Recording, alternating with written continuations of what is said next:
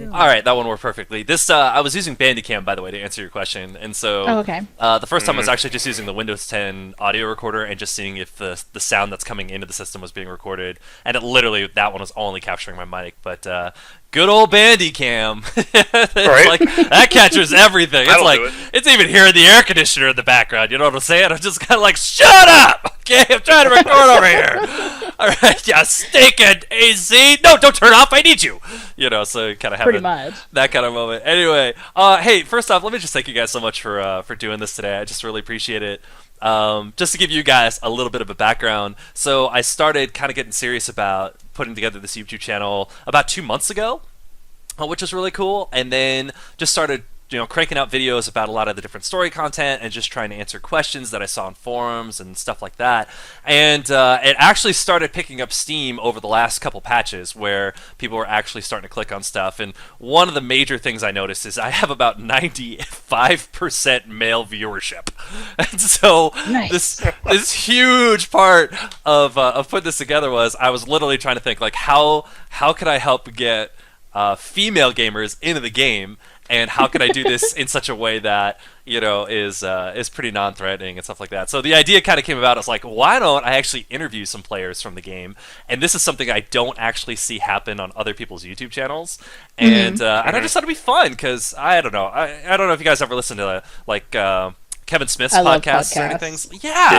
Yeah, I love it. And so the only thing is, the only ones I've done thus far was everybody all being in the same room all at the same time and being able to talk over the same mic, and then that way you could kind of control the sound. So I was like, I wanted to try this out tonight and just see if it was even possible to do this with Bandicam. And what I'm doing is I'm basically just doing like a screen capture, and I'll just rip out the audio later for file size and everything like that, and then put this up on my website probably within the next few days. But yeah, I don't know. I was like, when I was trying to think of people I wanted to interview, you guys were at the top of the list, like with a bullet. I feel flattered. Oh, oh, stop it. Oh, shucks. Okay, shucks. Yeah, now I'm a blushing. I was actually, it's actually really funny. I actually went on dates the last 2 nights. Not a bead of sweat, no problem whatsoever. Today was the day I was getting nervous, where I'm like, oh man, I don't know if I can do this. Jeez, interviewing people. Oh, I hope this goes well, man. All the expectations. I mean, I'm sure you guys don't have any, but I'm like, that it was crazy. It's one of those things where it's like, I can't believe this is the day my hands are shaking. It's just adorable. Oh, crazy. I took like 5 shots. I'm good. So did I. No, just kidding. Yeah. Anyway, so anyway, I was wondering if you guys wouldn't mind starting, just for the people who are going to be listening to this channel, if you guys could just start off just a little bit with, who are you? So I'll just make a quick introduction to say, like, Penny and Xenoph, 2 of the leads of Morons Mayhem, one of the premier raiding guilds on Harbinger Server. But if you guys wouldn't mind filling in some of those gaps of just a little bit, like, Xenoph, Penny, whichever one of you want to start, like, how long have you guys been doing this stuff? I mean, how long have you been raiding and MMO gaming? Penny, you want to start that? Sure. My MMO gaming experience didn't start with SWTOR. It actually started with Terra and a few games on Steam, like Left 4 Dead, which I don't really... They're sort of MMO, but not quite. But I was on Terra for a good couple of years, and I moved over to SWTOR in the fall of 2013. It was right after the launch of the Hut Cartel. Oh, yeah. Nightmare Power had just fallen off of DF and DP, Dread Fortress and Dread Palace. So I missed all of that. And I honestly did not get serious about raiding. Mostly due to the server that I was on. I was on Berrigan Colony, which is... Yes! Home sweet home. I know, right? We're like, the BC survivors. Yes. That's right. But I know all 3 of us, I believe, came from Berrigan Colony, right? Yeah. I mean, I was on there. I was in a very small guild. I had, at the time, really great friends. But they were not into raiding. Like, I heard horror stories from someone in my guild about raiding on Harbinger. It was just awful, and all these people had expectations of you, and I was like, oh god, that sounds terrible. Like, what?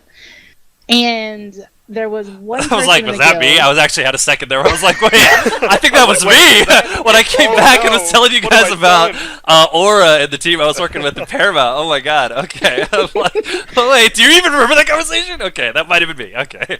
No, it wasn't you. This was before I knew Xenoph as well as you, Zach. This was well before I knew you guys. But I'd heard horror stories about Harbinger, and I was like, oh my god, I would never want to meet these people. Like, oh, this sounds terrible. And I had one friend who is very near and dear to me. She loved raiding. And at the time, I was playing an assassin DPS. And she would pull me through all these raids because they needed a body, basically. And it kind of gave me my first taste of like competent SWTOR raiding. And I was hooked. Like, it was fun. Like, the atmosphere being in TS or Mumble with them, it was a lot of fun. And, you know, I was doing a DPS class at the time. It wasn't my favorite, but I was okay at it. I actually hit my swing with the raiding community, or my stride, I should say, with 3.0. When the 12 times XP happened, I leveled a healer. And 3.0 was like my golden, like, I can do this moment, because I really found my niche. I found something that I was exceptionally good at. Well, exceptional is a strong word. Let me not float, like, you know, I'm not trying to, like... She's like, the keyboard would levitate as I would play. Exactly. Okay, maybe I shouldn't say exceptional. You're also a healer. You know, I found out that I was actually good at something. Yeah. And that's actually where I first met Xenoph. It was hilarious. We were doing 16-man S&D NIM, and Xenoph had just moved back from the Harbinger. And the person who was leading it, we were pulling Hateful Entity. Oh, yes. And yes, level sync, it wasn't a thing at that point, but I mean, it was still difficult getting 16 people to be coordinated, and Hateful Entity is not something. It's like, no, you don't just walk in and face Hateful Entity. You know, it's like Mordor. You know what I'm saying? It's like not even 5 levels over. Like, exactly. People can say all they want, but if you don't have like the team for it, it was still difficult. And I didn't know what Hateful Entity was. Like, I got asked to do it because they knew that I was an okay healer, and I was like, okay, what is it? Which led to a very loud round of laughter in TS. But sorry, I missed that. Yeah, you missed that. But that's like my first real taste of raiding. I wasn't on a team. Someone just asked me to come in and heal. I was in vendor gear, which wasn't set bonus. I wasn't augmented. I had no idea what I was doing. Yeah. And we all have those moments, you know? Like, oh yeah, absolutely. People I think people kind of get caught up in, you know, I've been doing this for so long. It's a new tier of gear. I have to re-gear myself. And they get so caught up in, like, I already know how to do this, that they forget the people who are new to the game who might want to learn, like myself. Yeah. You know, it's really hard to find someone who's not going to sit there and laugh at you for being like, well, hey, can you help me? Mm-hmm. Because I have no idea what I'm doing. Yeah. I'm terrible with numbers, and I had no idea what a set bonus was. I had no idea what Hateful Entity was, or a crest, or anything. Yeah, what's a stat budget? What's this? Yeah. Why do I need that? What are augments? Like, you know. Yeah. Oh, I feel you 100%. Absolutely. So that's actually how I first met Xenoph, was in those Hateful Entity pools, and from there I actually got on his team. I started off as a DPS, which we won't go into because my Marauder DPS is just adorable, and it's not something I ever do. You know, and that was actually something I was going to mention. So between the two of you guys, for the listening audience that doesn't know you guys, what is your favorite class? What's your premier class? I do Merc and Sork, heals. I can do Merc DPS and Arsenal spec, and I can also do Madness and Lightning in Sork. So those are my two favorites. Right. And also the pub variations, Mando and Sage. Absolutely. And then how about you, Xenoph? I hate that you're making me narrow it down. I've got to narrow it down? What is this? I can't. Because I know what I know you as, and that's the thing. It's like, because when we talked about a Marauder coming up, I was like, oh, Jesus, we're going to have to... Here it goes. He's gonna go off on a tirade. By the way, so... yeah. But yeah, if I had to choose one, it would definitely be my Marauder. I started out as a Sin, but that didn't stick for too terribly long. Yeah. Sins are not viable in 1.x. Yeah. So actually, I was gonna say say we all started off as assassins and shadows, actually, and then we ended up in our different classes. Xenoph ended up on Marauder. You ended up as like a merc healer, and I ended up as a sniper for the most part. But we all actually got our starts in shadows and assassins, which I think is really interesting. I was like, is this like the universal starter class? Like, and then everybody just kind of goes like, this is crap, I want to specialize, and then like we run over to something else. I don't know, but yeah. So Zen, I was actually wondering, so how did you get started in Star Wars? Because I think you've had a pretty long road in this game. Yes I have. So when I first started MMOs, I started off in a game most people probably heard of, Star Wars Galaxies. Yes! Way back when. Sound really bad, it's just gonna show how young I am. I was in elementary school, the end of elementary school, when Star Wars Galaxies first came out. When it first came out, I started up on there, and I was never into the endgame type stuff. I was there for the social aspect of it, because it's one of those things, it didn't really have an endgame. It was, oh, you can go to the Death Watch bunker if you want, but that's about it at the time. Until NGE dropped, and there's all these raids, all this crap. But I was long gone by then. After I left that, I went to Anarchy Online for a little bit. Played that for a little. It didn't really stick, but it was free to play. It was just something to do. And then I came to SWTOR when it dropped, because I was like, oh, new Star Wars MMO, SWG just shut down. Beta, go. Yeah. So as soon as I could apply for the beta, I was in. I was hitting it. I was checking my email every day. Did I get in? Did I get in? Did I get in? I finally got in one time. I had an absolute blast, and unfortunately, when the actual game released, I didn't get to start right with launch. I did not have a good enough. I did not. I didn't have a good enough computer for it. When I finally got my decent gaming rig, it was right after KP was released. Oh yes. So okay. Yeah. Once KP dropped, that's when I started in.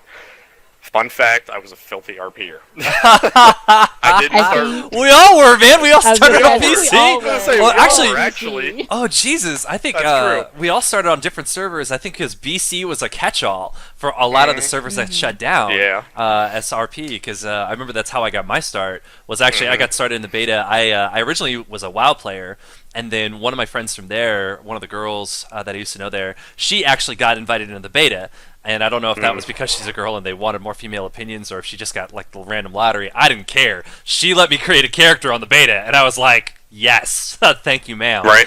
And so I actually, like, one of my most prized possessions from this game is actually a picture of the very first Jedi Guardian that I ever made. And the reason it's so prized is because you can't actually take the Miralukian race and use this same hair and face combo with the blind eyes that the character has. And so you actually can't do that in the actual launch. That was something you could only do in one of the beta patches. That's actually, like, that was the picture I sent to Eric Musco to tell him, like, I was serious. Like, I have been with this game for a very long time, because, you know, and it's got my character name Zacaden up there, and so I was like, this is me. Like, this is how long I've been here. That's right. You know, it's like, this is my right. No, I'll tell you how to make this game better, Mr. Dev Team, sir. And I started off on an RP server as well, just like I think a lot of us did. And I mean, that server died. I mean, within I can't remember how long it was. I was raiding with a group that was led by this dude Tycho, who was a Vanguard, and at the time I was only playing pub, and then it was literally like 2 people on a fleet at any given time. Me and like one other poor sucker was like around there. Yeah. And it was kind of cool because like before I actually transferred over, I actually was like running around all the different maps, like trying to gather as many resources as I could because there was no competition.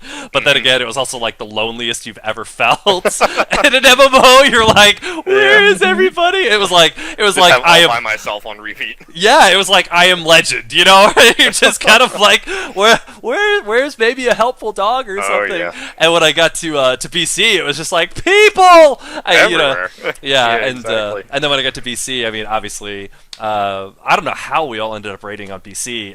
That is like such an anti-raid place. That's actually a really good question. How did you guys get started raiding on BC, an RP server? Well, first thing is, I don't know, Zach, if you remember back in the day. Shoot, I can't remember the name of them. I can't remember what I had for breakfast yesterday morning. Let's put it that way. I'm at that point right now too. There were quite a few raiding guilds back in the day. I remember Sovereign was one. DWBI was another. Ascension. All these different guilds I heard of. Yeah. Like, at the time, I was nothing but an RPer, and I was an SM hero. Mm-hmm. And I would sit there, and I would see these pugs, like, looking for, need 1 sub for hard mode EC, and I'm like, what the hell is EC? I know! Like, what is that? Yeah. It's like, I don't even know where to go with it. But I was like, easy content? Easy content? Exactly. Maybe? Like, easy content? Is that anything like Black Talon? Oh my god. Yes. And I was to the point, I knew nothing about stat budgets, rating, anything. I was that guy who would sit there as a deception assassin and gear for endurance. Because I thought the bigger your health pool, the better off you'd be. I was wrong. Yeah. Well, we all did that at some point, though. We all did that. Don't feel bad. Like, I did that for too long. Yeah. Strength makes you carry more. Exactly. Strength makes you carry more. I'm like, wait, this is an Elder Scrolls. What am I doing? I know. But no, I actually, when my guild fell apart, towards the end of when my first guild started to crumble, I was starting to hit rating just a little bit. I was working on a Sin Tank. And this guild, Shades of the Eternal Void, I will never forget this guild. Somehow, I weaseled my way in. Here's a little tip for kids out there. Bullshit your way in, and then just practice until you know it. Because that's what I did. Their team won. At the time, I had a 55 Marauder. At the time, they were doing DF and DP. I weaseled my way in. They were like, we need a DPS for our Team 1 sub. They were like, does anybody have a DPS? I was like, I have a Marauder. They were like, do you know it? I'm like, yes. Yes? Sure. Yes? Question mark? And so I went in there, like, this was well before the raid. They had like an hour and a half, 2 hours. I will never forget how many pages I had open on Google Chrome, like, for sample Marauder parses, Marauder Dolphy guide. Like, I'm like, how do I do this? And I get in there, and they're like, hey, you actually did pretty good. How long have you been raiding? I'm like, I've only been around for maybe, at this point, DFDP had dropped. It was maybe 6 months I was raiding. Mm-hmm. I was like, look, I haven't been doing this long, I'll be honest. And they're like, you did really good. If we have somebody that might be dropping, do you want their spot? I was like, hey, sure, I'll take it. And then from there, character transfers came up for a little while, and I moved over to Pot 5. Everybody from that guild sort of moved over into Chosen from Pot 5, which was a NIM rating guild like Death and Taxes, stuff like that. Okay. So my start was really easy. I hate to say that, to say, like, I'm not gonna say bought my way in, but I sat there, I did the work for it, but I knew people really early. Like, I knew Trill, I knew people like that caliber of people. Yeah. Like Trill and YOLO and Sorvali. I didn't know them, but I knew people like them. And from them, I would just sort of branch it off. And I would start raiding with 4 or 5, Chosen, Invictus on Harbinger, all these different guilds. Mm-hmm. And then I would go back to BC. Yeah. Right before I met Penny, I'd go back to BC, everyone knows who I am all of a sudden. I'm like, what? Yeah, I know. It's like, when did I become the TV newscaster, the local celebrity? Are you Xenoph from Harbinger? I'm like, yeah, who are you? I was like, oh my god, I've seen your posts on Tour Parse. I'm like, cool? Yeah, yeah. Weird. It's a weird feeling, isn't it? Yeah, it's like, I come back and I'm like, known. I'm just like, what is this? I'm nobody. Stop it! Yeah. And from there, the whole thing with, long story short... Too late. Guilds come and go. Next thing you know, I'm like, if you want something done right, do it yourself. Penny and a few of our friends, we make a guild on Harbinger. And to present day. Actually, that was going to be one of the questions I was going to ask, is like, okay, so to my audience who doesn't know, Harbinger is one of the better raiding servers right now, in my opinion anyway, and that's definitely one of the draws that pulled me over there. And what's really great was I actually had this like gigantic layoff between raiding, and I bumped into, Penny, did you bump into me? Did I bump into you? I can't remember exactly how it was. On Harbinger? On Harbinger. Yeah. I bumped into you. Yeah. I saw you, I believe it was on pub side. Yeah. And so I had this Titanic layoff, but then but that's, I think, when Penny let me know that you guys had actually created Morons Mayhem. And at the time, Penny described it as a super chill, like super casual, we're all just hanging out kind of like guild. And I was like, cool, I'm not really looking to do much anything right now. And then I think within like the last couple months while I've been doing this YouTube channel, like poking in, all of a sudden I come back and they're like, we're running 4 Nightmare raid teams and recruiting 250 members and 4 teams later. That's right. And I'm like really? I didn't sign up for this. Yeah. And so my note to my audience is like, okay, so there's definitely different opinions on what super chill, super casual guilds are like. But okay. In my defense, guys, when we first made Morons and Mayhem, it was literally to move our 8 raid members from pubside to impside, because pubside tends to be a little more dead. It's a lot harder to pug on pubside. It really is. A little bit, yeah. And I just noticed an overall lack of activity. So impside, best side. I mean, always. I loved my Merc. I loved my Sork. They were home to me, basically. And M-Side is where I had all my friends. All the people that I had raided with, pugged with, everything like that. And honestly, when we first made the guild, when you first joined the guild, Zach, I think we only had like 15 people. Yeah. It was our 8 bodies. We had a couple of casual people who were just like our friends who threw in alts for us. And then we had all of our alts. And it was literally just us and like you and a couple of others. Right. It was about 50 people, but again, most of them were alts. It was, if you look at unique accounts for guilds, it was probably 12 people. Yeah, which obviously Star Wars The Old Republic doesn't, because if you saw the new ads for the new expansion and their like celebration of 5 years of being here, they're like 87 million characters played in this game. And I was like, yeah, I didn't exactly bragging about your, I mean, I have 30 tunes, so it's like 16. It's like, let's go back and do the math here, Star Wars. How many people do we really have playing this game? Let's brag about the right stuff. But I was actually gonna say, so how did you guys change it from being just like 15 people? And I feel like this is valuable information for people who are looking to be in this game and try to build up their guilds. How did it go from 15 people just casually playing into like a 4-team nightmare juggernaut in like several months? Spam the shit out of Reddit and SWTOR forums.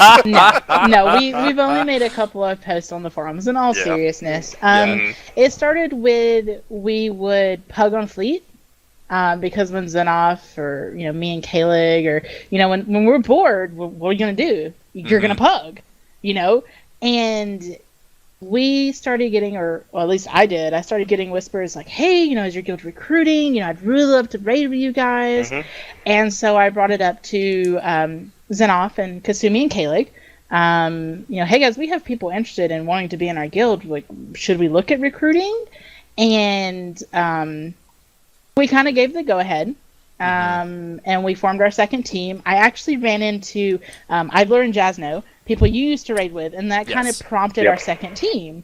And from the second team, it just kind of exploded. Like, we just needed tanks on the forums, which is all we posted for, and we started getting all these apps for, well, if you need a DPS or if you need a healer. and it just hasn't stopped. I mean, the more we pug, the more people know us, and apparently we're fairly well known on Fleet and on the forums and stuff, which, I mean, I'm incredibly flattered. Like, the guild that I ran, it fell apart. Like, I basically got, I got removed from the leadership position, which, it happens, whatever. It's happened to me too. Done. Yeah. Yeah, so that's cool. But, being able to see that I have a guild now that we almost have 5 teams. I just looking, by the way, I just need a tank for our 5th team. And by the way, to my happy subscribers, if you are looking to join Morons and Mayhem, please go ahead and send a direct message to Zach through YouTube, and we'd be happy to make up an interview. Yes, please. But, we have almost 5 teams running, and we almost always have people online. If it's not peak hours, it does tend to be under 10 people, but that's because we have people playing in all different time zones. We have some Australians. We have some, East Coast, Central, and, Pacific. And, we have players from every player base, and we have a wide range of age groups, as well as both male and females. Like, I am really proud to say we have quite a few female raiders in the guild. It's great. Before, when I first started raiding, every time I'd pop into TS, the reaction was always, "Oh, you're a girl?" Don't repeat that, Penny. That's what I said.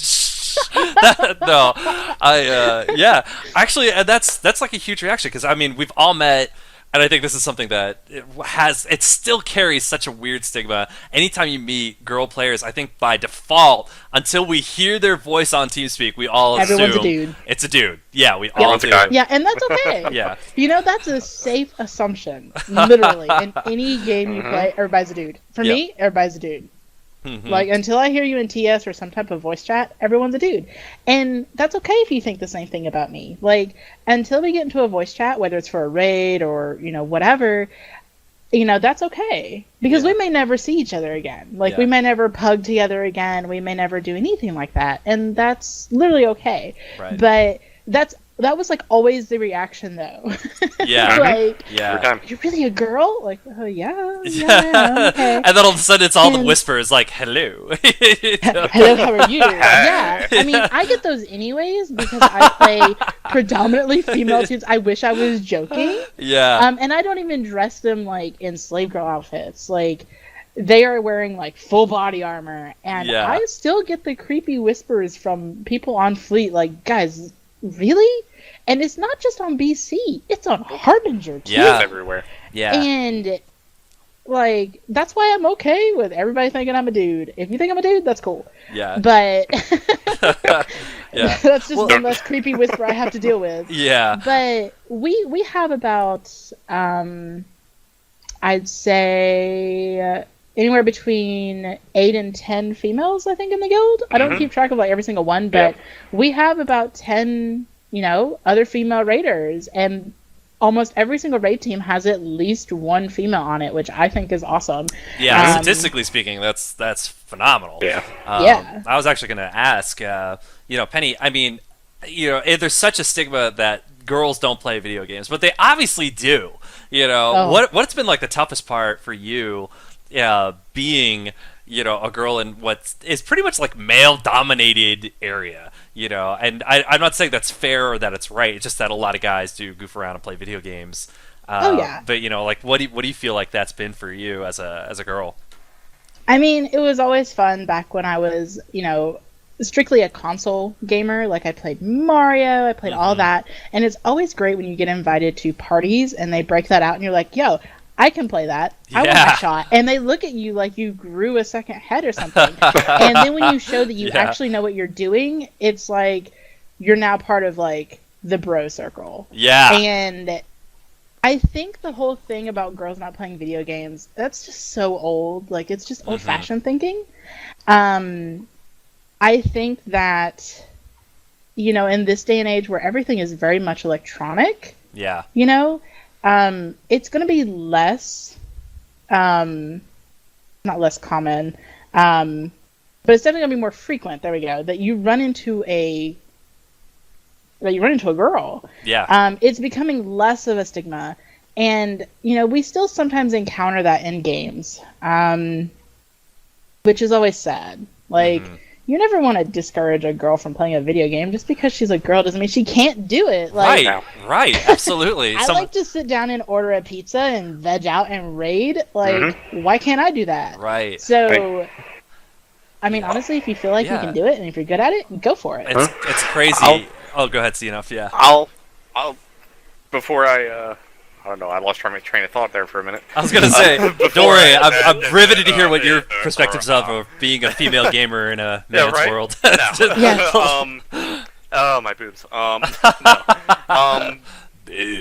before I was into SWTOR, I played Halo. I was on a semi-professional team. I went to some tournaments, I didn't know that. I'll admit, there have been times there'll be a girl on the team, I'll get my fucking ass handed to me. I'm just like, wow. I can now say I have lost to a girl. I got my ass beat by a girl. Yeah. Super. And I'm just like, you know what?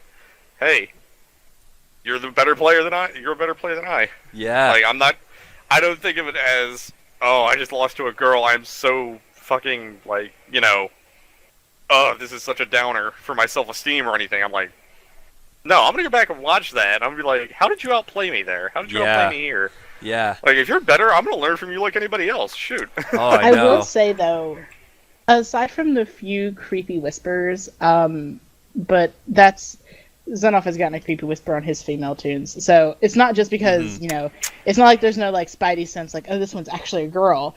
They literally just hit on anything that has digital boobs. But I will say, though, most of the issues that I've encountered have actually been from other female players. Really? Yes. Oh, do tell. Well, I mean, I feel like it's some type of competition. If you usually have more than one female on a team, and this isn't the same for everybody, it's a very generalization in my experience. If you have more than one female on a team, especially if they're having to do something together, whether it's tank or heal or DPS, it causes like an unseen friction. Like, their femininity is threatened because they're having to heal or DPS or tank with another female. And, I have definitely felt that way. I felt that I somehow threatened someone with the fact that I was a girl and that I was pulling well and doing great on my class, and it was an issue. And I don't feel like other women should discourage or try to get their fellow female out of the team because they feel threatened for some reason. Yeah. And, or just start drama or rumors or anything like that about them. Like, I've had numerous different types of things happen, all because I raided with a fellow female. Rumors, cattiness, just outright bad attitude. Yeah. It was surprising and it was kind of hurtful. Like, there's a small group of us playing this game. We should band together instead of sitting here trying to tear each other apart. I know, right? Like, oh, it's crazy. And it's funny, guys, I feel like guys tear at each other all the time. And they'll say, it's like, oh, I'm doing it because, like, we're bros and, the hazing culture and we're all, it's how you make a guy feel like a team. But I actually feel like a lot of times when you really, like, dig in a little bit in private conversations, you find out, oh man, I really liked being top DPS, and now this other guy's kind of doing it. Or, hey, I really like being a tank, and now I feel a little challenged because this guy has a different way of doing things, and why does he have to always disagree with me? And I've seen it, so much with guys that I feel like we sort of just kind of push to the side and just accept, like, oh, that's just guys being guys, and we don't always think like, hey, girls go through the same thing too when you have multiple personalities on a team. And there's different levels of... Because, I mean, you guys have felt it. In every team that you're in, there's different layers of chemistry. Where some people really work well together. And actually, that's why I'm doing the interview with you two guys specifically. Is because you guys have a really good working chemistry. By the way, note to all people listening to this, to my knowledge, Penny and Xenoph don't date each other. We have strict rules where you don't date video game, like in video games. Like that should be a rule anybody follows. Don't shit where you work. Kind of, yeah. Like, I'm sorry. Let me get the phrasing right.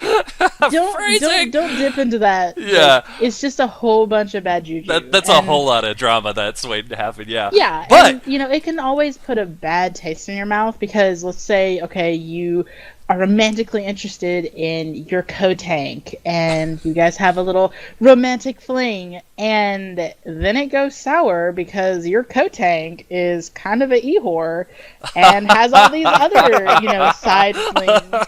Well, now you still have to raid with that person. Yes. Oh my god. Yeah, I'm laughing because we've all seen this. It's different than a job in this sense. Yeah, it's no different. Just don't. Yeah. Because you don't want to have to sit there.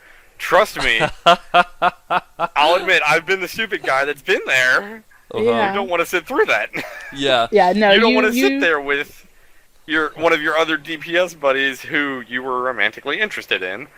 Shit goes sour, and now you got to raid with them every week. It's it's awkward. Right. And I ended up dropping one of my teams because of it. Right. Yep. And one of the terms I actually use for you guys is like work spouse, where I was at one of my old jobs in corporate America. There was a really, really beautiful girl named Audrey who came in, and I mean, just like guys were ogling her all the time. She used to be with the company. She left for a while. She came back, and she was always with this like one dude I just could not stand. He was like, if I had a nemesis at this job, it was him. And the thing was, I was like, I'd always see them around each other, and I asked her at one point, I was like, man, you guys seem like really tight. And she said, oh yeah, he's my work spouse. And it's like he has a significant other at home, I have a significant other at my home and stuff like that, but when we're at work, he's just the person I feel the most comfortable being around, and we just have that relationship. Mm-hmm. And and all of a sudden I took that term and used it for MMOs because I see that all the time. It's like you make friends with certain people, and they become like your best friend. And it's kind of, since we're raiding on top of that a lot of times, I say work spouse. It's like you spend a lot of time with these people. Like raiding isn't just a pastime. It's definitely, you spend at minimum 6 hours a week with these people. Yeah. And just kind of throwing it back to you have different personalities and everything, and it's you very quickly when your personalities with your team are not going to match.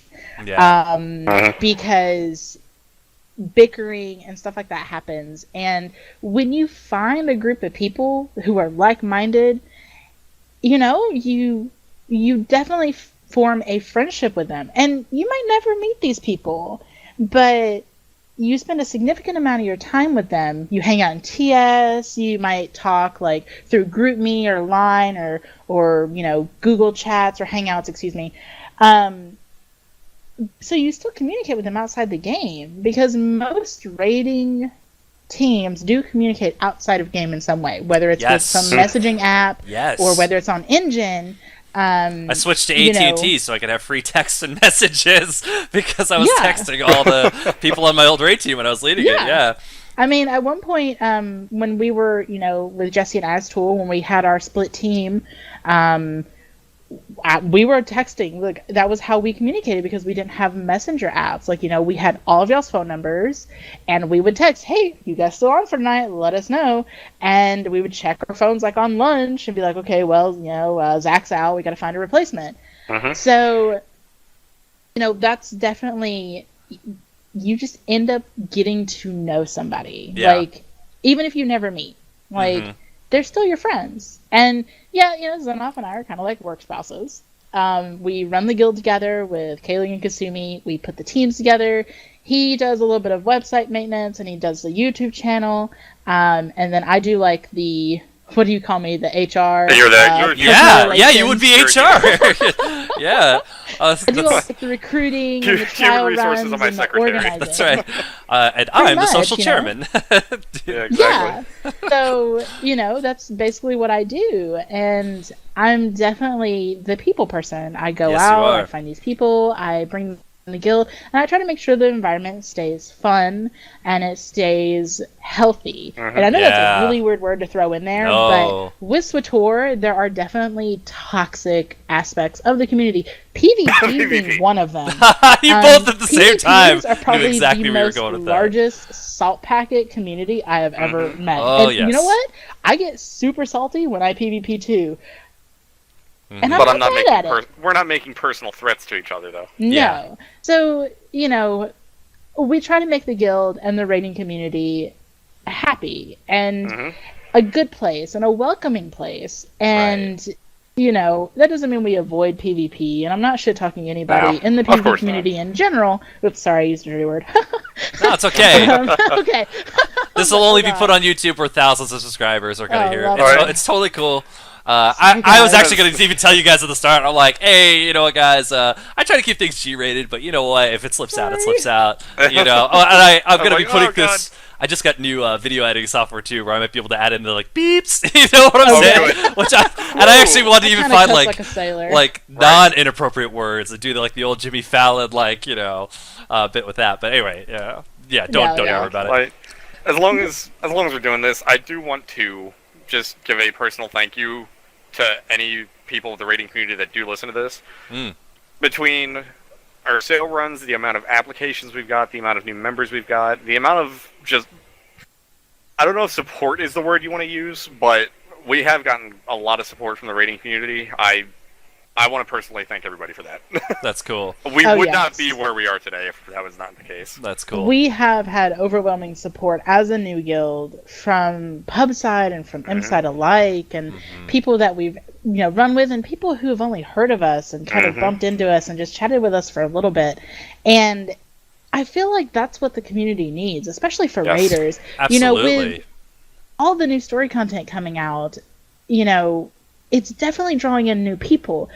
But at the end of all that story content, they have nothing left to do but raiding. Because they're going to want to try. They're going to be curious. They're going to figure out what Group Finder is. Yeah. And if we can band together and make people who are curious, be interested in something long term, like they want to get better, they want to, clear the content, and they want to see what Nightmare Brontes is all about, then I feel like we're doing good work. I feel like we're fostering a good community of players, and it's expanding the player base in a way, because if someone has a great experience, like let's say we pug a story mode, even though story mode is bolstered and you can do it fairly easily, but let's say we just pug it together and we have someone who's new, and that person has a wonderful experience, and he tells his buddy, hey man, you know that game I was playing? These people are awesome. That's another person that plays the game to experience the player base only. And I'll take my finder's fee. Well, I've said this in some of my other videos too, to all my subscribers, because we were talking about the Dark vs. Light event, which I'm going to talk about with you guys in just a minute. But one of the things that I mentioned to them was you guys are the gears that keep this game spinning. It's that layer of investment into this game that provides the oil that keeps the engine running. Because without that layer of investment of wanting to see what's coming ahead and taking that personal ownership of what you do with the player base and the players around you, I mean, this game, any game, would have died long time ago. You have to have people who care about it and care about the people that they play with in order to want things and to push things forward. I've said it many a time. There's people we've done sale runs for. There's people that have come to us like, hey, is there any way I could sort of get in with you guys, get on a team? I was like, well, fill out an app. This guild... the self-promotion again. This guild, I've always said, I got in super easy. I knew the people really early. I fudged my way in and made it work. This guild and all the experience I have, this guild is my way of giving back to the raiding community. Cool. If even one person can learn anything from me, as far as mechanics, DPS, tanking, healing, anything, if somebody learns something, I've done my job. That is cool. That's why I've got this guild. I don't want this game to die. Personally, I've got too many friends in this game to let it die. Yeah. I will be the life support that keeps this game alive until we hit new raids. Xenoph is now Atlas. carrying the game on his shoulders. He's Right. like, yeah. I will do whatever it takes to keep this raiding community alive. I don't care if we turn out to be the last raiding guild after Intrepid dies, after Random Force dies, RIP 4 or 5 and not good enough. Never forget. After all those guilds are done, I want to be the one that is sitting here still being like, we're still waiting, BioWare. Still waiting. Hey, do you need help with that SM? We can show you your rips through that. Hey, you need help with that? We can show you that. Yeah. Well, I mean, you know, a lot of people are like, oh, there's no new content. Well, every MMO has a slump in content. They really do. And you will hear every player base in that game bitch about something. Oh, sorry. Beep! Yeah, I know, we're all like, I'll clean it all up in editing, guys. I'll clean it up. My producing team, me. Fix it in post. We'll fix it in post, yeah. You know, you're going to have the raiding community or the player base complain about something. Whether it's new content, new raids, fixing old raids, you know, the gear that drops or whatever. It's in WoW, it's in Terra, it's in SWTOR. Until I've cleared every single thing and I've gotten everyone the achievements that they want in our raiding team, I'm content with waiting for content. Not saying I don't want raids. I would love a new raid. Yeah. But I still haven't cleared everything in 4.0. Brontis is hard. Styrac is hard. Terror is exceptionally hard. But it keeps me coming back because I want to kill it. Yeah. It becomes that, you know, it's a personal bit of pride. I mean, it's a measuring stick for where you get to. But speaking of content, because I think that's a really good segue into this next part. So there's been a lot of ups and downs with the Dark vs. Light event, which I actually call the love versus hate event, because I find that there's not a whole lot of middle ground with this one. But I'm really curious because I haven't actually had a chance to pick your guys' brain about it. It came out a few weeks ago, obviously, and everybody's had different experiences with it. I've been really curious, what have your impressions been of the Dark vs. Light event? It's a good way to sort of... I sort of understand why they did it. Is they're trying to fill the gap between Knights of the Eternal Throne and Fallen Empire. I assume that was their reasoning for doing it. Yeah. But it's a way to sort of... The way Musco explained it in an interview, I think it was with Snave on his stream, is... when you go back through, say, doing 1 to 50 on a Sith Warrior, vet players are going to get that nostalgic feeling, which I'll admit, playing my Assassin, I have gotten that. Going back to where I first started and going from there. Yeah. I've gotten a slight nostalgic feeling, but for the newer players, it's like an extra layer of initiative to go and do this stuff. Yes. So if you're like a hardcore PvPer, they're like, hey, well, if you do this, we might give you these packs, and you might get this out of it, or this out of it. You want to look like Revan? Do this, you might get this out of it. Yeah. And it's a nice layer of initiative. At the same time, I'm going to get flamed for everything I just said there, but I'm going to say at the same time... There's no right or wrong answers here, guys. This is an opinion piece. Exactly. You're allowed to say whatever you want. I can already see the pitchforks and torches lining up, the firing line in front. Fire! Ah! But at the same time, it is very, very lazy. Yeah. They brought this event when this event could have been dedicated to getting Chapter 16 out on time, or anything else. Say a hard mode Eternal Championship, which frankly I would love. To doing any number of things instead of just doing this blanket event, which essentially says all the work you did in the past was for do it all over again. Right. Play the game like it's at launch. Do all the flashpoints. Do all the events. Do all the crafting. It's like, really, I've done all this. I don't want to waste my time doing biochem, cybertech, arms tech, armor mech, all of these crafting things again. Yeah. It's like, I want new stuff. Yeah. But I've got to keep in mind, I'm going to paraphrase a little bit, we are the 1%. We are the people that have sat here and dedicated so much time that we've done it all. Yeah. we are the 1% that are like, we need new content, whereas we look at the majority, they're doing the story content, they're just starting to break into raids, they're doing all this stuff for the first time. I've got to keep that in mind when I'm sitting here like, I want new raids, I want new stuff. I'm just like, well, this is new stuff for people. And frankly, again, I'm going to get flamed for this. I personally love the new story. I personally love the story content. I played this game partially for the story. Ditto. Absolutely. As an RPer, building Xenoph still. Like, as an RPer, this is me. Xenoph is me. I have all these alts, but Xenoph is, air quotes, me. Yeah. Like, so I've been invested in this character 20 plus years now in 3 MMOs. Like, it's me. Yeah. So, I mean, that's my stand on it. I like it. I understand the reasoning though. So. Yeah, it's definitely tricky. Go ahead, Penny. Sorry. Oh, sorry. I have a different, one second.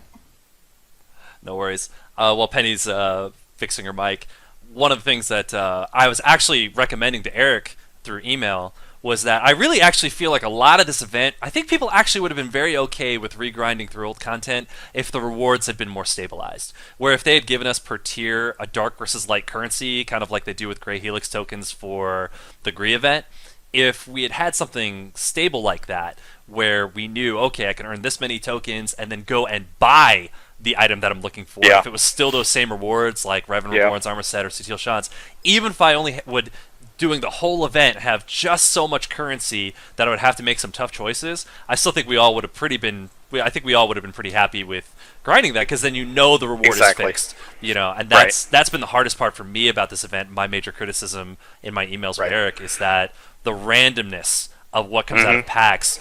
This patch, especially 4.6, felt like this is the worst I ever felt with BioWare's patching, only because it felt like this time the rewards were so random and so low, and they were asking for quite a bit of work out of the players, and none of it was really new. There was no new bosses, no new raids, no new areas, and they're just asking us to do these things. However, one of my positive comments was, they last summer, I think it was last summer, maybe 2 summers ago, they did 12 XP for story, where that was their summer incentive to get people to play the game. And I felt like this is their version of that this year. They just didn't put it in those terms. Where, and this is what... And honestly, the upshot, I mean, if you can call it that, is you can get some of the most rare armor pieces and equipment in the game, but it's completely random. You're not sure if you ever will. And I want to touch on that. Yeah. Yes, you can. But here's the thing. For somebody, again, I've got to refer back to the 1% thing. Right. On the side of me, personally, I love your idea. I wish Musco or whoever I wish the developers would have done a token. Yeah. Because, one, they said on a stream, it was actually the last stream the SWTOR developers did. It was Musco, somebody else, and Tate. They said they knew bind-on pickup items were not a good idea, but it was the only way they could make it work. Yeah. Because they didn't want the GTN to get flooded with these rare items.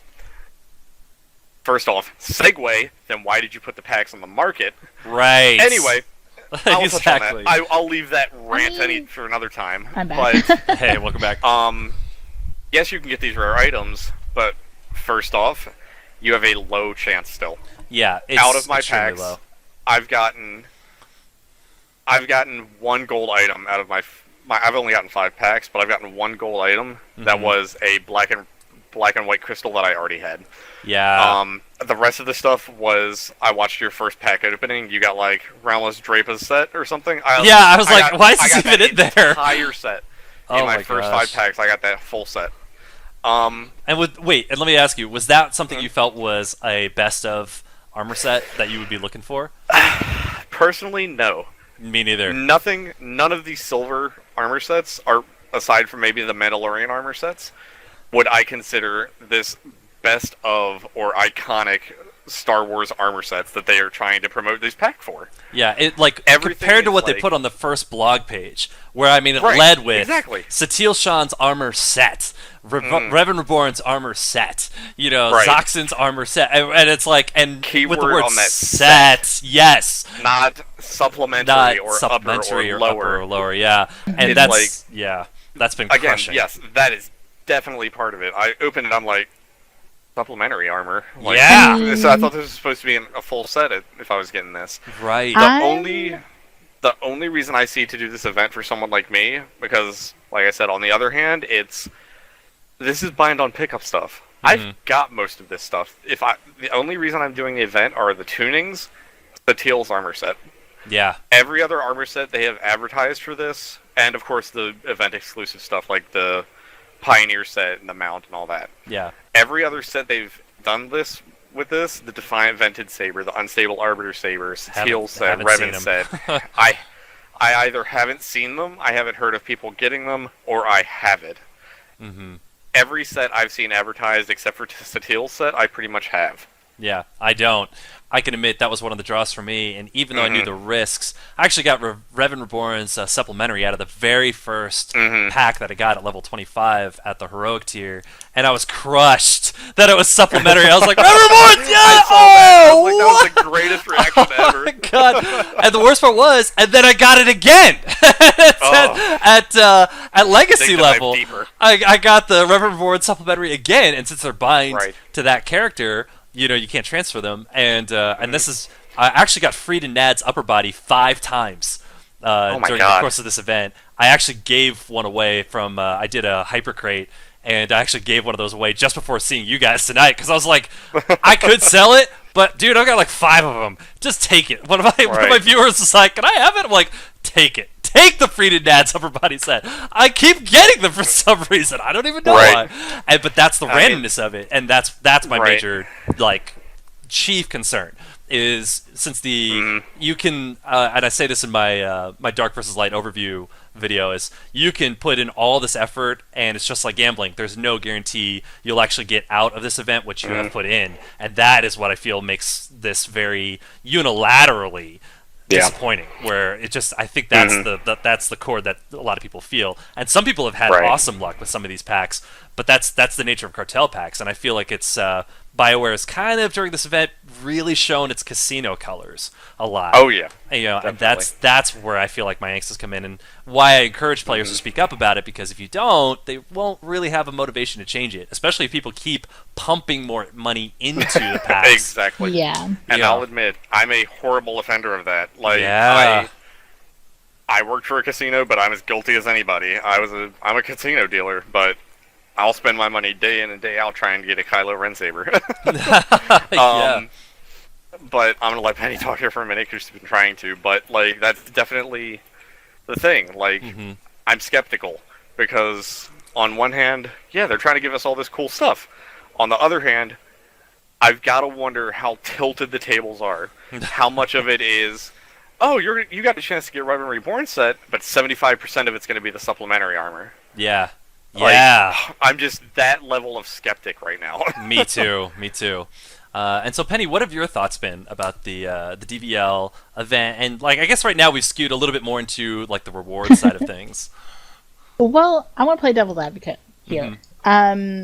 So when I first joined Star Wars and started playing, I did not like the universe. I hadn't even seen the original trilogy. That's a cool thing to admit to. So I know it's very ballsy, but I had never seen the trilogy. I didn't know a lick about Star Wars. I didn't like the controls. I didn't like the gameplay. I was also playing on a really old laptop, so the graphics were terrible compared to Terra. But over time, I fell in love with raiding after the RP aspect. Mostly because of BC being very kind of full of kind of toxic or toxicity in the community. I kind of moved out of RP because it's just rampant with gossip, and I moved into raiding, and that's kind of where I found my home. And I'll admit, I've never done crafting. I've never leveled a crafter at all. Oh, really? I didn't know that. At all. Never. The only crafter I have is my Sage, and that's because she is an Insta 60. Yeah. It's not even leveled for the new level cap. Where it's like they just gave it to you. Yeah. They just gave it to me, and I kind of have to accept it. Here. Yeah. I've never crafted anything in the game. You know, I spacebarred through the entire story. Kaylee actually drugged me through Oricon and made it so I could not spacebar. I had to promise that I would not spacebar through it because he told me I needed to experience the Oricon story, like, I'm just gonna say without spacebarring. I was just going to say, I don't blame him for making you do that, because the Oricon story and the Dreadmaster story arc is one of the greatest in the game. I hate the Dreadmasters, to be perfectly honest. You know, again, this is me being Xenoph now saying, like, somebody out there's gonna flame my boards. Because they're gonna be like, God damn, Zach, that's the best storyline ever in any game of all time, ever. Well, and I'll just be like, it's okay, but, just say, I love Revan, you'll be fine. But that's the thing, is, you know, it's, you know, it is a storyline they built into the game. It tied all the original raids together, was the Dreadmasters. And so I could see exactly why Kayla would want you to see that on Oricon. Yes. And I mean, it was a great story. Like, it's just, that was not one of my priorities. I wasn't here to watch the story content. I wanted to raid. And I spacebarred through all the story content, both Gentlemen, on my take note. Women are hardcore. And my assassins. So I knew nothing about the story. Yeah. So doing the dark versus light, granted, you don't have to do the story, but it's an option. And the way they have the level sync now, it does make it easy to go through the planets and level. You don't have to do all those side missions like you used to. Before, leveling used to be extremely tedious. And with it being so streamlined, it's definitely a lot easier. And it has made me go back through and look at storylines that I may not have paid attention to when I first started playing the game. Right. You know, because it's making you do one of every class. You know, and if you're going to Legendary. If you're going to Legendary, yes. And I don't do flashpoints. I believe I was with Xenoph and we got a normal mode or tactical, whatever they call them in your achievements, achievement. And he's like, "You've never done this?" And I'm like, False Emperor. Because I hadn't. It was False Emperor, yes. It wasn't. I'd done it in hard mode, but I'd never done it in story. Yeah. And it's different than it used to be, too, as a tactical as opposed to like how it originally came out. Because that actually used to be a really, really awesome 4-man flashpoints where, I mean, you had to pick up special grenades at the end to be able to push Malgus off the edge. And, I mean, it was really intricate. And now it's pretty much a raffle stop, like with your tactical group. And you can even do it on solo mode, which is really cool. But the story of it's really cool, and it's a neat flashpoint still, with good bosses. So, but yeah, I digress. But, you know, with the Dark vs. Light, it's kind of making me do all this. Like, it's making me revisit things that I just kind of skipped over in my haste to get to 55 or 60, you know, whichever was the level cap. Yeah. And, you know, it's kind of making me revisit that. Personally, I stopped buying cartel crates off of the cartel market probably about a year ago. Smart. If I want them, I use in-game credits to purchase them off the GTN. Very smart. Or I just buy whatever it is I want from that pack from the GTN, or I'll buy them from like Kasumi or Xenoph. Yeah. They open their packs and whatever they don't want or plan on listing, then I'll just buy it off of them. Mostly because it does get very addicting. Like, it's definitely addictive. You buy the packs and you have fun opening them, which that's why it's partly fun to do the Dark vs. Light event. You get cartel packs without having to open it, without having to pay for it. You know, like, you don't have to fork out any money. You just have to fork out your time.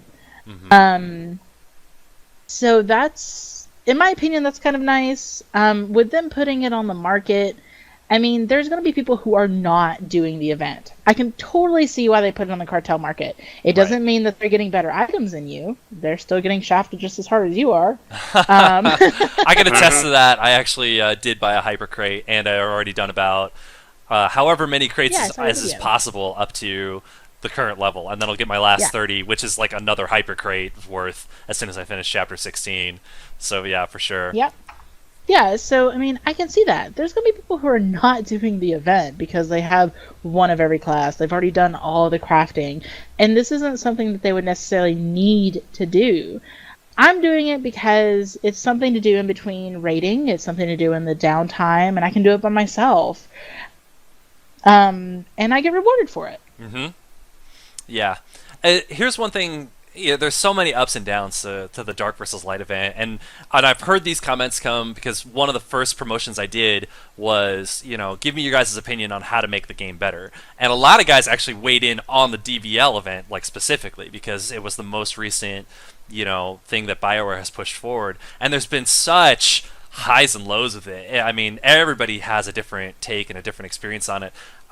There's a lot of people flaming boards because they're just so pissed, and I would agree, I think, with Xenoph that a lot of these guys are vets. I have watched every cutscene of every story multiple times. I can't even tell you how many times I've romanced Kira Carson because she's a fox. It's like we've done it.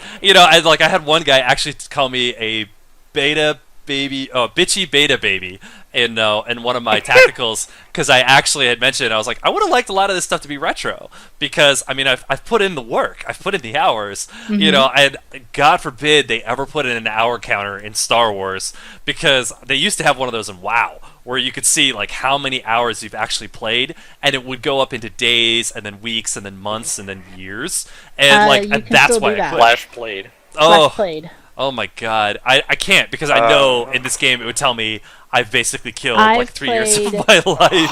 For 47 days, 3 hours, and 33 minutes on my my Merc, Rosa. On my Marauder, 110 days, 22 hours, and 7 minutes. Oh, Jesus, yeah, I don't even want to guess. I can log over to my Assassin, and she's at 95 days. Yeah, and those are just specific characters. That's not even totaling them all up for your account. No, that's not totaling them all. And so I kind of feel like when BioWare kind of does an event like this, and I feel isn't really listening to the players, I mean, this is a lot of time. I mean, and hours that people are talking about having, some pent-up feelings about. So it's definitely one of those things where I feel it's cathartic, I think, to get some of these ideas out there. And then one of the reasons Eric and I have had a dialogue going is because I'm usually a little bit more constructive. And, the idea of using like a currency for this event, I think, would have really helped. I hope they do that in the future.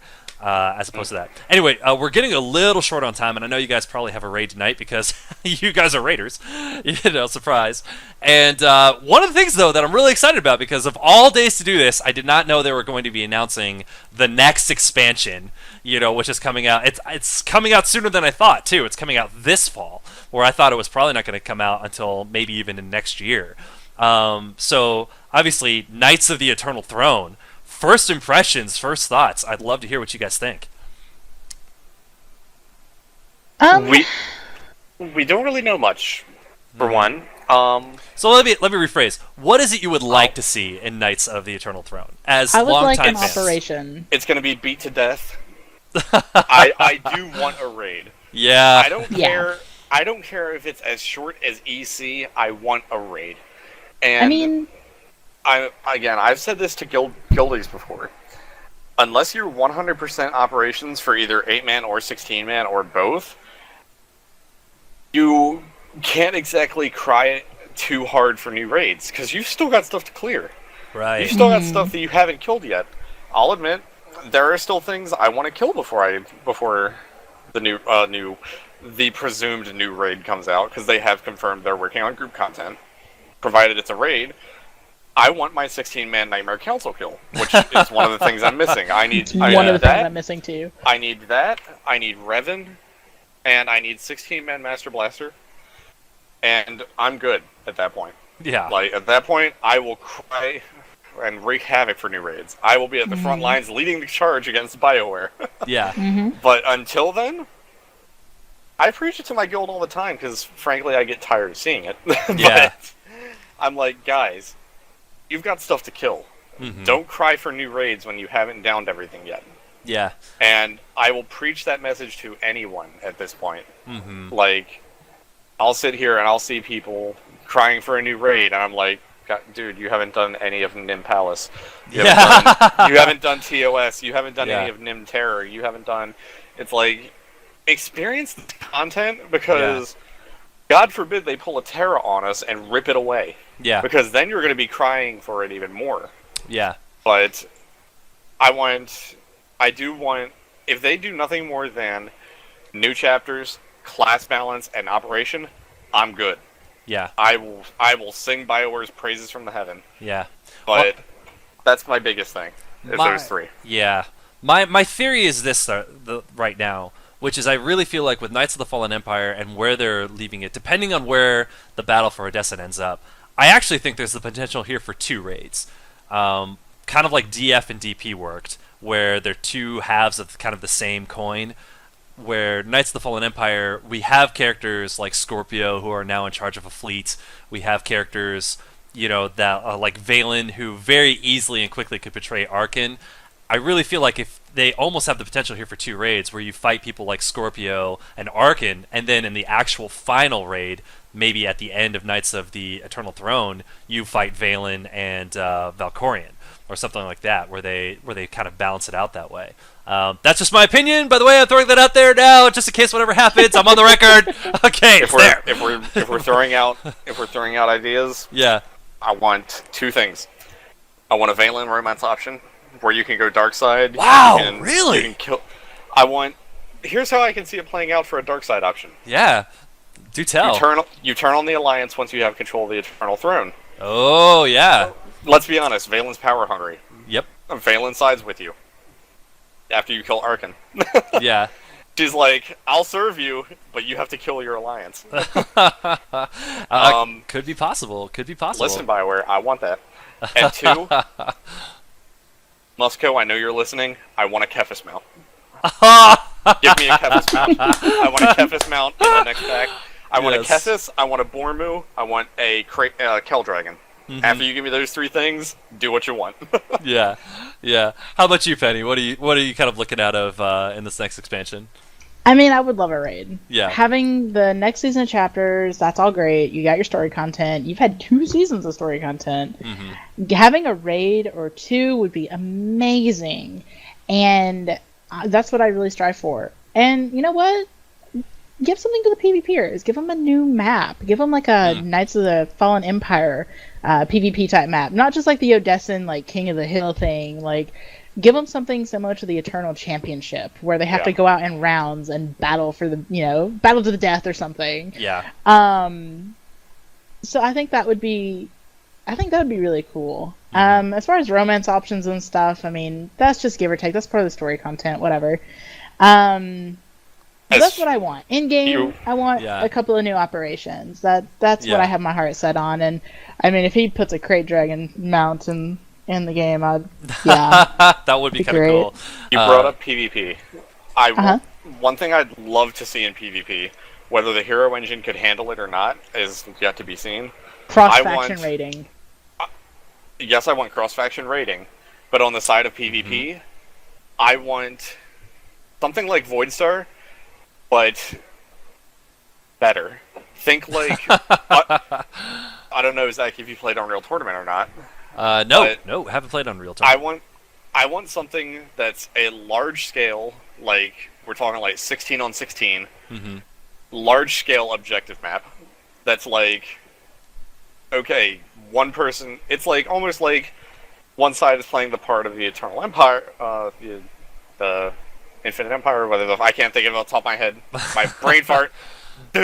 Yeah. And the other side is playing the Alliance, and say the Alliance is storming a star fortress, and you've got to fight your way through, fighting players and maybe NPCs, and you've got different objectives to do, like say sabotage a reactor, and then go control the bridge, and then go do all this different stuff. I want a really large-scale objective-based map in PvP. Yeah. For me, I can safely say what I really miss and looking forward to in the next expansion is I miss my old companions, especially the Republic side love interests. I miss Kira, I miss Nadia, and I would like to see my companions be a little bit have more weight than like just new versions of Pokemon, where I feel like a lot of the companions you're able to get in the game now. Remember when they pitched Nico Okar, guys, and everyone was like, "Whoa, cool! That'd be awesome to have a new companion." And then at the same time that came out, we all realized, dude, you can have like 30 companions now. Yeah. It was like there was like a million of them, and there's more always coming out. So there's this part of me that I would like to see, some of these characters come back and actually have a real gravitas. I mean, I think Scorpio at this point probably has had the best impact and arc, but I feel like most of the characters we've gotten were Imperial side. I don't feel like we've had much Republic, and I'd like to see those Republic characters again, for sure, in the storyline. Hashtag bring back Jaisa. Yeah, and Jaisa. Big time Jaisa, yeah. I will say that's a good point. I want your love interest to be more like, not, hey, we had this talk and now you're a total stranger. Yeah. Like, what happened to like when the game first came out, and you'd go on your ship one time and you'd just be talking, and you go on the ship another time, it's like, I kind of like you, and then you go on again, it's like all this different stuff, and it's like now it's boiled down to, hey, you want to hook up? Sure. Okay, that's done. Yeah, one conversation. One conversation, done. It's like, I want more weight on that love interest side of it. Like, that person gets sent away on a mission, and they might not make it back, or they might make it back, or you have to go save them, or something. Yeah. Because right now, it's like, they're just there. Yeah. Classic BioWare stakes, Exactly. from a lot of their old games. Like, absolutely. I'll be honest, I want to be like, at the end of this, I want it to be pulling at my heartstrings, like when Miranda died in Mass Effect 3. She didn't die in my game. She died in my game. Oh, Pew, pew. I loved her so much. I actually gave her blonde hair, like the voice actress Yvonne Strahovski. So I was a modder for ME2 and 3 to make that happen, and loved her to death. So I'm with you, man. If she died in my game, I'd be like, no, right? Why Miranda? No. Yeah. So I feel you on that. All right. So yeah, we're way over time, but I did have a couple last questions for you guys that I don't know if you guys have ever seen like Inside the Actors Studio, where what's his name, Lipton, always asks his guests there like the same rote questions. Right. I'm still working on them, but I did have a few questions for you guys, and so this one is for Penny first. If you could sum up in 50 words or less your best advice to new gamers, what would it be? Oh man. There's no two. matter what I was game like, you're there's playing, 3 plus I know, right? No matter what game you're playing, you should always have fun doing it. If you're not having fun, you're doing it wrong. Nice. How about you, Xenoph? Same question. Yeah, pretty much the same thing Penny said. Make sure you're having fun doing it. Don't treat it like a job. This game is not a job. It's there so everybody can chill. Yeah.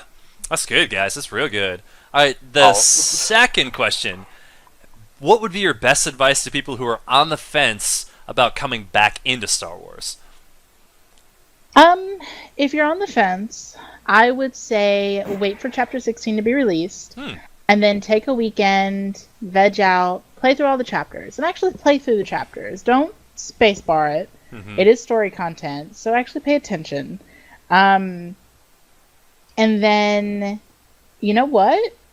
Even if you cleared the raids, like at tier, like let's say you did TFB right when it came out, go through NIM TFB again. I think you'd be shocked. It's not as easy as people sometimes make it out to be. Go through and revisit the content that you may have done before and kind of see what they did with it. That would be, if they're coming back, that's what I would do. Cool. How about you, Xenoph? Yeah, that's about right. Come back probably after Chapter 16. They'll probably have a little bit more announced. Hopefully. Other than that, if you're wanting to come back for raiding, hopefully we get something, but there are definitely some checks now that are harder than when it was at tier. So definitely give it another shot. Very cool. Alright, the next question. What would you like to see to make this game better? But again, this is the 50 words or less version. Oh, great. To make the game better? Yeah, which is a very big, broad blanket statement. This is the same question I asked my viewers on my first giveaway, and I literally just subjectively grabbed my top 5. Legacy-wide money. Yes! That was my number 1 pick from one of my viewers. Hood down option. Yeah. Oh! Yes. Hood up, hood down option. Oh, that is good too. That is like, can I write a book on this? How about you, Zen? Yeah. Hood up, hood down option. Yeah. More class balance, more frequent class balance. Oh. More frequent raid balance, more frequent PvP, just more frequent balance overall. Mm-hmm. Cross RNZ emote. Okay. Kefis mount. Kefis mount.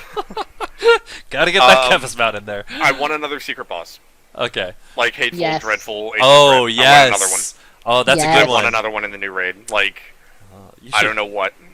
I want something. Dude, I wish if that had been a part of my promotion, I probably would have picked that. I actually think that's something I really miss, is like running into an area and knowing that, oh, what is this item, and I don't know what this does, and finding that out, and some other raid group found out, and it filters down. All right, next question. All right, so what, if you could pick one moment playing Star Wars: The Old Republic that has been your favorite moment, what would it be? Oh, man. That's again, you're asking me to narrow it down. I'll tell you mine. So when I first played this game, my very first character was a Jedi Shadow, and the first moment, outside of the beta, in actual live, like the game had just launched, my favorite moment probably of all time was the very first time I tackled the Coruscant world boss. And it was just mobs of us on Coruscant at the time on multiple different maps, going after a boss we knew nothing about, and I was on my Jedi Shadow, and I was wearing my very first piece of prototype blue gear that I had gotten from the Esselis, and I had like a double-bladed green lightsaber, and I was doing backstabs behind the boss, and it was at that moment I just knew. It's like I had already fallen in love with it in the beta, but like every time I go back and think of like my favorite memory, it always goes back to that moment, because for me, for some reason, that was like the game at its most pure, when it had just come out and I was doing something that I just thought was amazing on a character that I loved, with all these other people doing it all at the same time for the first time. If I had to put my finger on that moment, it would have to be when I came back to BC for the second time, and I joined up with Dark Hunters, and everybody in Guild was sort of hearing whispers about Hateful. And I came back, I was like, look, you guys want to do this? Fine, I'm going to do this. I formed it up, I took an 8-man team, and I cleared out all the old ops. SNV, TFB, DF, and DP. I took them through, I taught them the mechanics for it, some of them had already known it, some of them were from guilds like Tomb of Sorrows, and stuff like that. I took them through it, and I was like, look, I'm going to start handpicking from Tomb of Sorrows and Dark Hunters. We're going to run this, we're going to kill it. And the crowning moment, it is still on YouTube, is when we got that first kill. The amount of cheering, it actually blew out one of the speakers in my old headset. Like, it was ridiculous. It was absolutely amazing. Oh, that's great. How about you, Penny? And oh, sorry. That's when I was like, yeah, this is what I was meant to do in this game. Nice. How about you, Penny? What would you say your favorite moment in the game has been? Honestly, it was when I first got on my actual real first raid team and was able to heal as a raid healer. Going back through and being able to do the content with my team that I hadn't got to experience on BC, like my like on DF and DP. People can say what they want about 3.0, but if you didn't have coordinated tanks on DF Brontos, even in 3.0, you would still die because the orbs would get in and they'd pop. Yeah. And on DP, if you didn't know what you were doing on reaches, you're gonna die. Yeah. So people can say what they want. The checks might have been easier, the healing might have been easier, but the actual mechanics were still there, and if you didn't know what you were doing, you weren't going to clear it. So getting on my first team and actually being able to go through and do like the actual content that was there, which was Toss and Rav, and then also getting to go back and experience the NIM versions of hard mode raids that I had already done was definitely one of my shining moments. Like, it was a lot of fun. Yeah, absolutely. I feel you on that one. All right, so I have a bunch of questions, but we kind of already touched on these, and I didn't realize when I was writing these out. I was like, man, okay, so if you could say anything to Eric Musco and the dev team, what would it be? I was like, oh, I think we pretty much covered that in a pretty good one. And what you guys want to see to make the game better. Though I guess the last question I'd really want to ask you guys is, what is the thing you are most proud of accomplishing in this game?